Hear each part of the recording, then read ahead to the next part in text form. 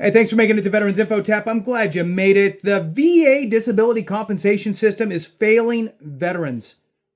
Failing veterans. Now, this is an opinion piece that I found on the Hill, and I wanted to share it with you. And I really, really want to get your comments, your thoughts on this. It's very important. You never know who's going to peek in and see the video and read some of these comments. As you know, there is a war against veterans out there and VA disability compensation. So every piece of information is very, very important now, more than ever. The two asks are really, look, hit the thumbs up, let the video run. I really do appreciate that. Before we jump into it, I do want to throw out a very special thank you to Ken Kozak.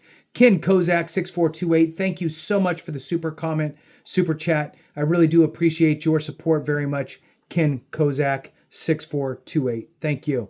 All right. So again, this is on the Hill. It's an opinion piece, and it's the VA's disability evaluation system is failing veterans. This just came out Veterans Day of 2025, and I'm sharing it with you here today. I'm going to throw this out there real fast. Two different things. If you need help with your claim, if you need help understanding where you fall into it all, understanding the nuances of your situation, did you get all of your claims direct service connected? Did you miss something? Are you at the proper rating for each one of your conditions? Do you warrant an increase because a condition got worse? Are there any secondary conditions that have manifested? Any of that stuff. If you can't find a free accredited representative to help you, reach out to us, Evidence-Based VA Claims. We're happy to help you. We will do a free email consultation. And if we bring you on board and help you through it, we guarantee that you'll get an increase if you follow our suggestions to fully document and provide evidence regarding your conditions. The other piece is if you need a Nexus Letter, DBQ, diagnosis, anything like that, AME, American Medical Experts, they are board certified doctors that understand the legalities within the VA's disability compensation system, and they can provide you with the evidence that you actually really need. And all of that information will be in the description and in the comments. All right, so let's jump into this. The Hill. The Hill, here we go. The 1945, the year 1945. The 1945 whole person formula used by the Department of Veterans Affairs presumes independence among various disabilities, but empirical data show that this assumption is faulty and veterans suffer as a consequence. So let's see how this all pans out. And again, as we dive into this, as the thought pops in your head, please throw it in the comments. Veterans with post-traumatic stress disorder display markedly elevated risk of obstructive sleep apnea. Studies estimate comorbidity. Here we are, around 50%. So what's funny is that we just had Dr. Gade on. Well, I say doctor, PhD, right? Not a medical doctor. PhD, Lieutenant Colonel, retired, although he doesn't really take the tag of veteran. But we had him on the channel, and he was touting that, sleep apnea and all these things are basically jokes, and people shouldn't get rated for them. And so here we are with a piece on the Hill that's talking about studies estimate that around 50% of those with post-traumatic stress disorder are likely to have obstructive sleep apnea. And I said that without having to say the comorbid thing.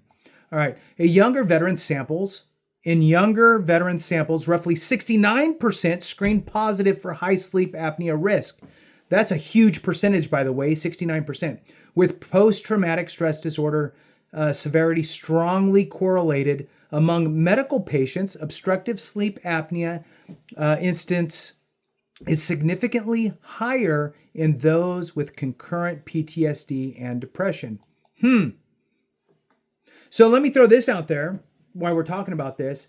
If you have PTSD or any mental health condition that is service-connected, and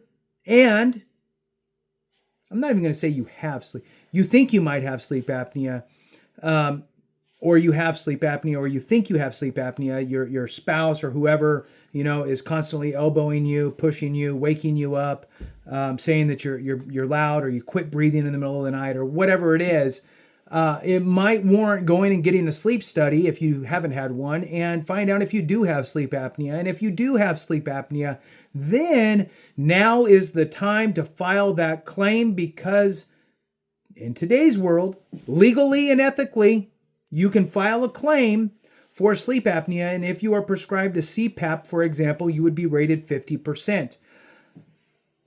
Don't wait until things change and then go, oh, it turns out that I did, and I do, and I should have, and I wish I would have. Don't do that. All right, such findings reveal positive covariance. Having one condition increases the marginal likelihood of another, violating the independence assumption. Under dependence, combined impairment is greater than the product formula suggests. The government's model, therefore, underestimates functional loss in multi-system disabilities and overcompensates simpler single-system cases, producing the paradox of veterans rated only 90% despite several functional impairments. The opinion contributor on this uses big words. So, look, I'll do the best I can. The VA does not add disability percentages. Rather, each rating is applied to the portion of the claimant that remains healthy. A 50% rating leaves 50% efficiency, and another 30% consumes 30% of that remainder, yielding 65% total, which gets rounded to 75% for disability pay purposes as impairments stack. Marginal gain shrinks. So, really the VA funny math, right? So the VA funny math is not really that funny, but there it is. So essentially it's percentages of percentages. They take your remaining good portion of your percentage, and then they take your next rating percentage off of that still good percentage.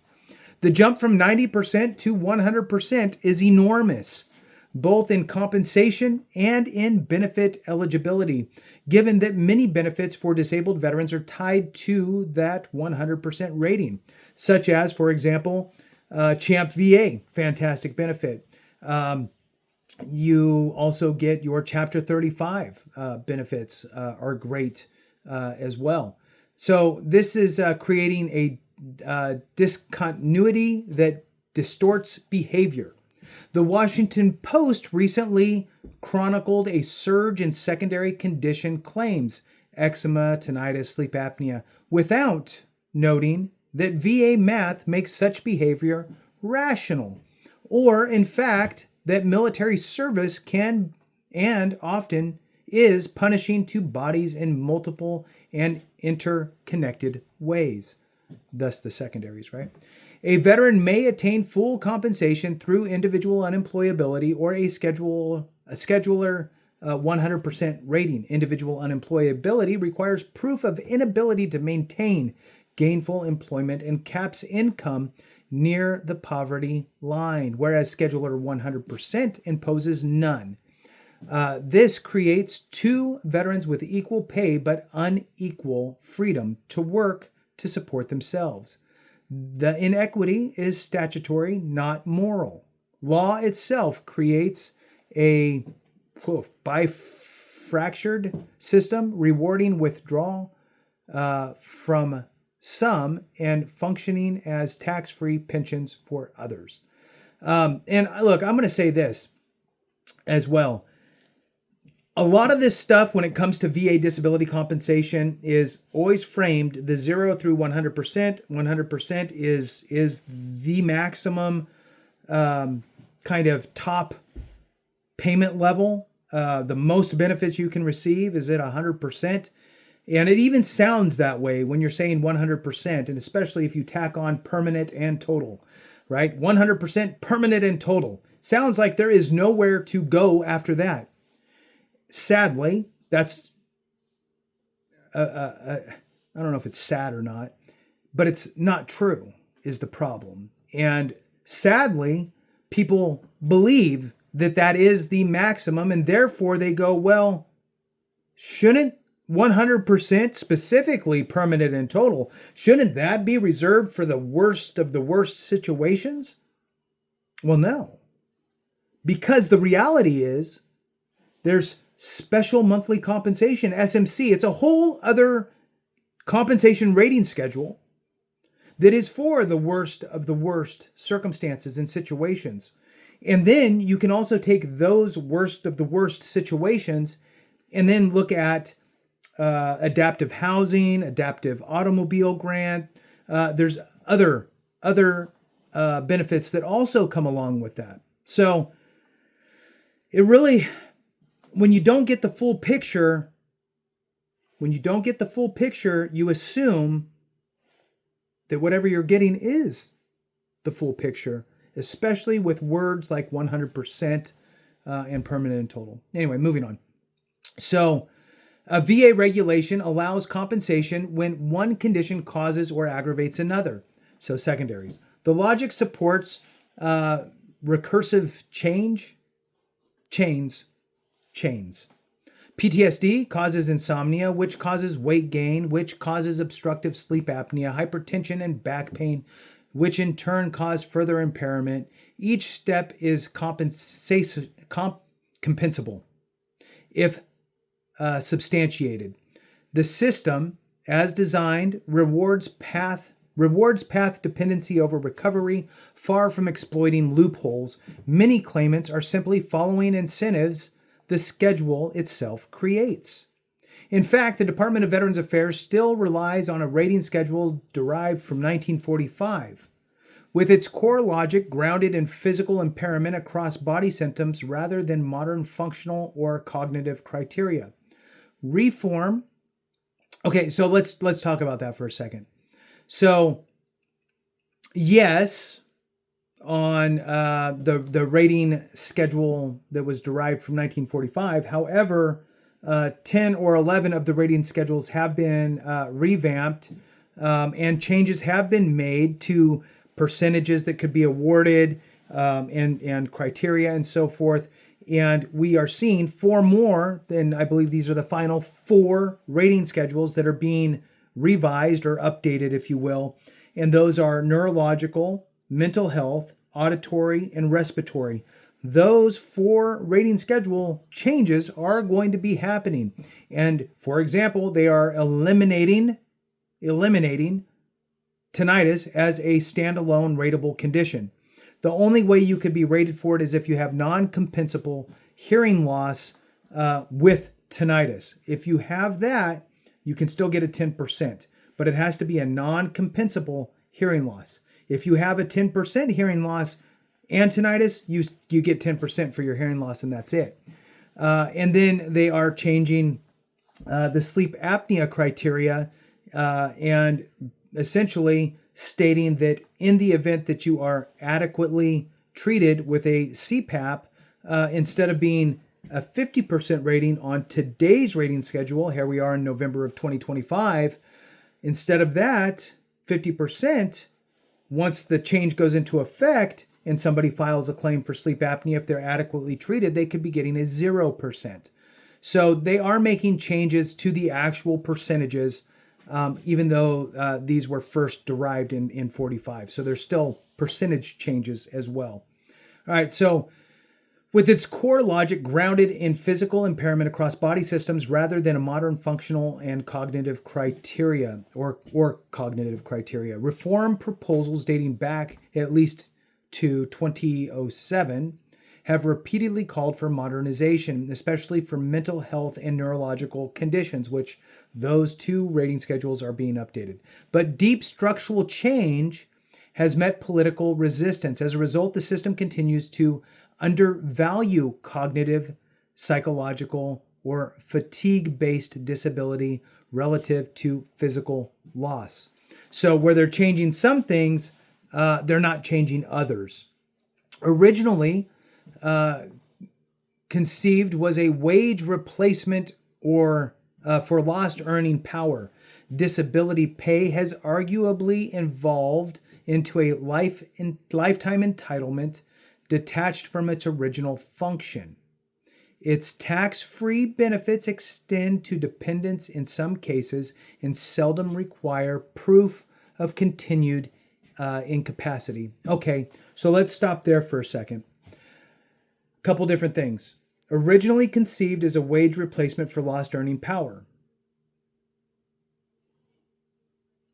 Disability pay has arguably evolved into a lifetime entitlement detached from its original function. Original function, again, originally conceived as wage replacement for lost earning power.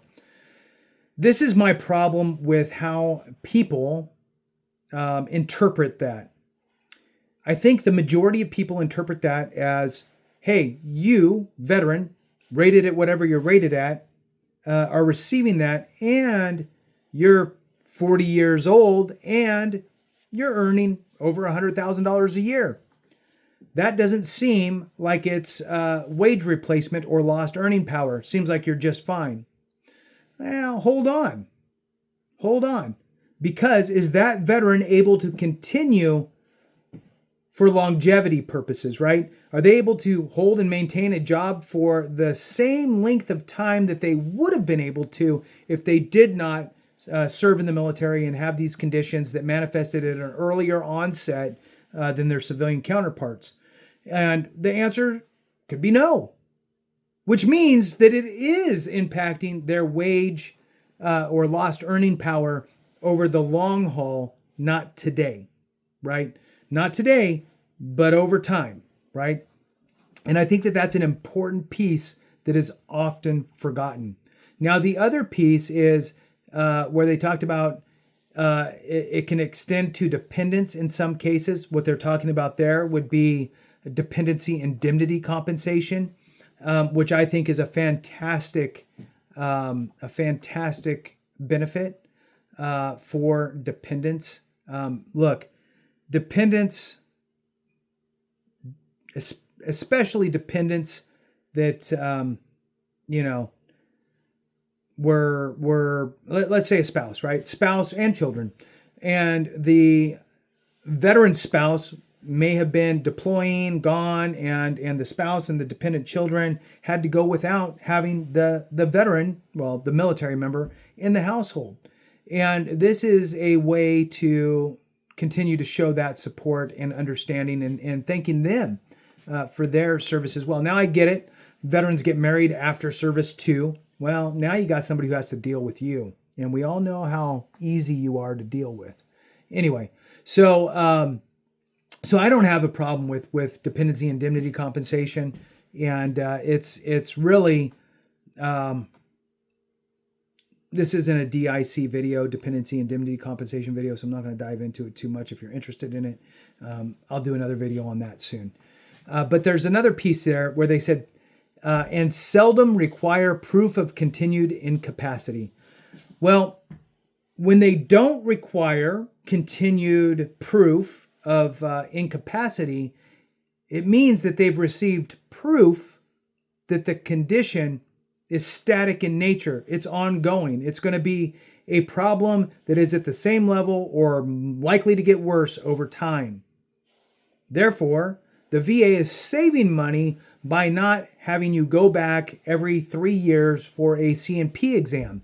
So once you've reached that threshold of, look, it is not getting any better, right? My migraines are just as bad today as they were, at the beginning, or they're worse. Instead of getting them twice a month, I'm getting them twice a week, right? Whatever the circumstance is.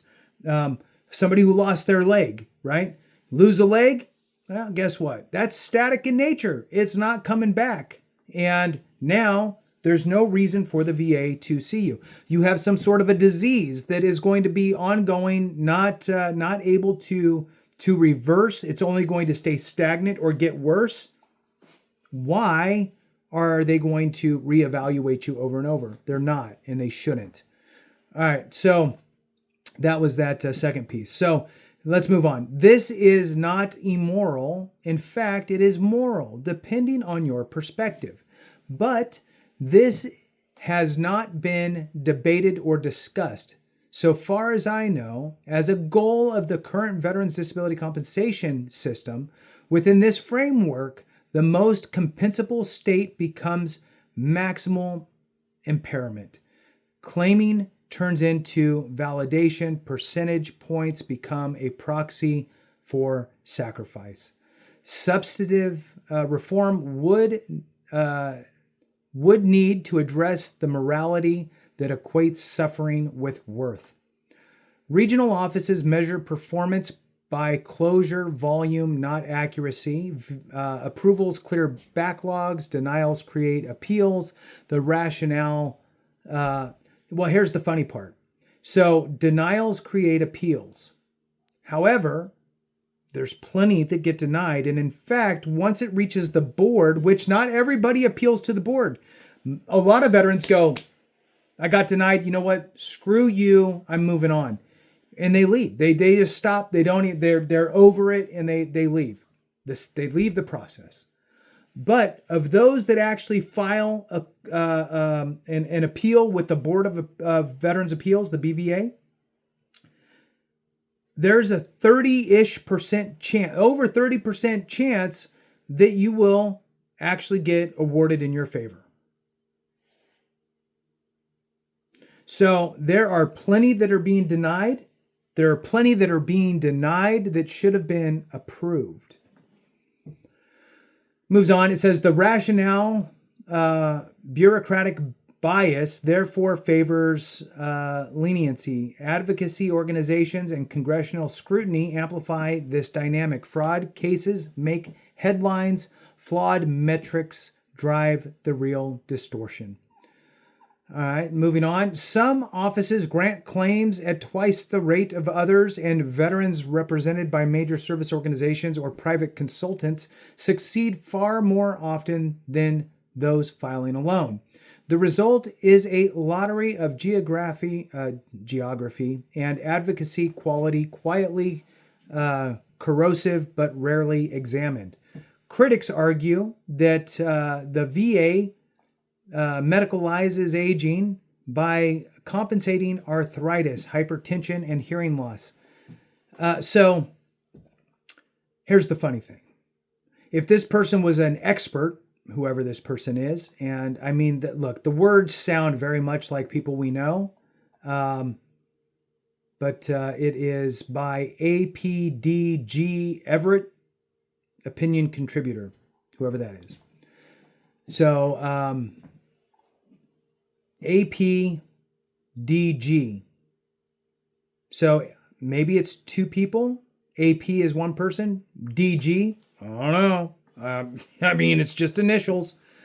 So anyway, here's the problem: is that if this person were an expert, this critics argue the VA medicalizes aging by compensating arthritis, hypertension, and hearing loss. The reality is that hypertension has been linked to Agent Orange exposure. So as a presumptive condition, so in other words, for those that served in Vietnam, a presumptive condition, you don't need to prove that it manifested during your time in service. However, if you get rated for hypertension on a non-presumptive condition, which means that you are probably younger than 70 years old and you have hypertension, that means that you need to prove that your military service either caused it or it manifested during your time in service. So most service members enter around 18, they get out in their 20s, maybe 30s, and very few into their 40s. So let me ask you this. Hypertension at 45? Probably not an old person thing. I'm just saying. There's something else at play. Hearing loss is about the most difficult rating schedule within the VA's rating system. It is so hard and so adjusting for age that it is hard to even get a compensable rating for hearing loss. You have to talk funny. You have to pretty much be deaf in order to get that. Arthritis. Well, guess what? As you get injured, you're injuring joints. You can develop arthritis where those injuries were. So a 25-year-old probably shouldn't have arthritis. A 30-year-old probably shouldn't have arthritis, right? So this type of rhetoric is very frustrating. Many such conditions, however, are service accelerated, precipitated, or worsened by trauma, which is also part of the VA disability compensation system, which is if your condition manifested during service, was caused by service, or was worsened by your service. Trauma, medication side effects, chronic insomnia, or inflammatory load. The flaw is that the schedule treats ordinary and accelerated aging identically, yielding overcompensation for natural decline and under recognition where service altered physiology. Again, I'm going to go back to the majority of veterans served 4 years, 6 years, got out in their mid-20s, and they have to prove that their condition manifested during their time in service. Not normal for a 20-something-year-old to have these types of conditions directly from their time, like during their time in service as a 20-something. And then the older you get, the less and less veterans there are that served in that time frame, right? So, most are your 4 to 6 year time frames in the military. Then you move on to your maybe 10 years. Then you get to the 20, and then you get into your plus 20s time frame, and it's a smaller amount of people. Moving on, reform should aim to separate cause, acceleration, and coincidence rather than narrow eligibility. So, transparency alone will not shift incentives. The VA must replace its independence-based math with a synergy-aware, domain-weighted model that advances the models inferred by militaries of America's allies, including UK, Canada, and Australia. The model should recognize condition interactions, sleep plus pain plus cognition, and measures functional capacity over time. Only such redesign can reward recovery, rational adaptation, and fairness. Otherwise, every journalistic exposure of the basically expose on this topic will remain an echo of the last, accurate, indignant, and powerless to change the system it condemns. All right, so yeah, I don't fully agree with the majority of this. I'm like 50-50. Half of it I agree with, the other half I do not agree with. With that, I'd love to see your comments. Thanks for watching. I appreciate you very much. Have a great one. And remember, if we don't take care of each other, something went wrong.